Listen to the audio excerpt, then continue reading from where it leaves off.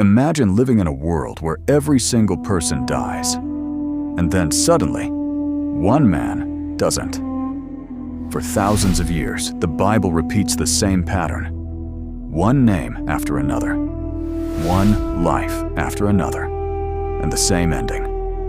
And he died. But when the story reaches the 7th generation from Adam, something strange happens. The pattern breaks. It simply says that Enoch walked with God, and then he was gone. No funeral, no grave, no explanation. He just vanished. Most people have heard his name, but very few know the real story. Why was Enoch so different that God took him out of the world long before his time? And why do ancient writings connected to him talk about fallen angels, giants, and visions of the end of history?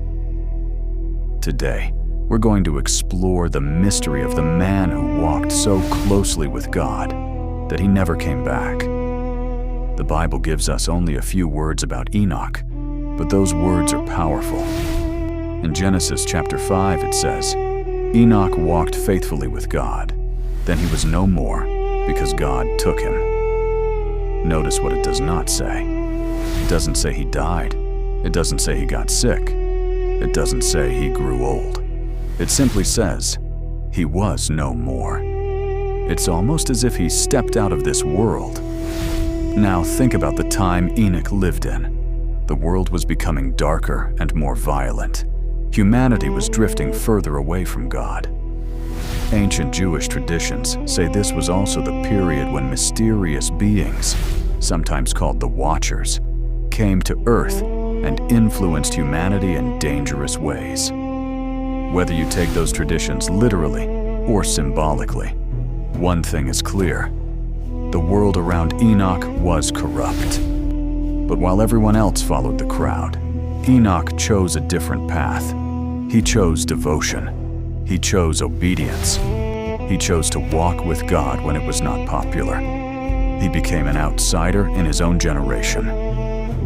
Here's where the story becomes even more fascinating. There are ancient writings, known as the Book of Enoch. These texts were discovered among the Dead Sea Scrolls in the 20th century. They claim to record visions and revelations that Enoch received. According to these writings, Enoch was taken on a journey through the heavens. He was guided by angels. He saw places of judgment. He witnessed the consequences of rebellion against God. He even described seeing a figure called the Son of Man long before the time of Jesus. He also wrote about the order of the stars, the movements of the sun and moon, and the structure of the heavens. Some of these descriptions sound symbolic.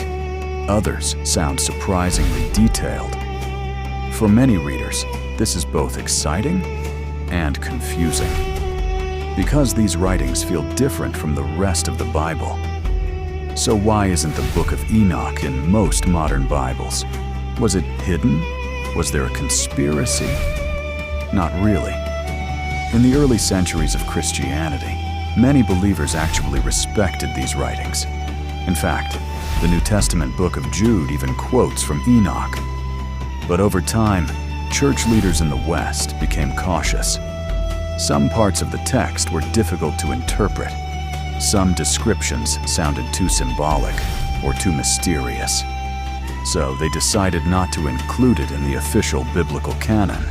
However, the Ethiopian Orthodox Tewahedo Church still includes the Book of Enoch in their Bible today.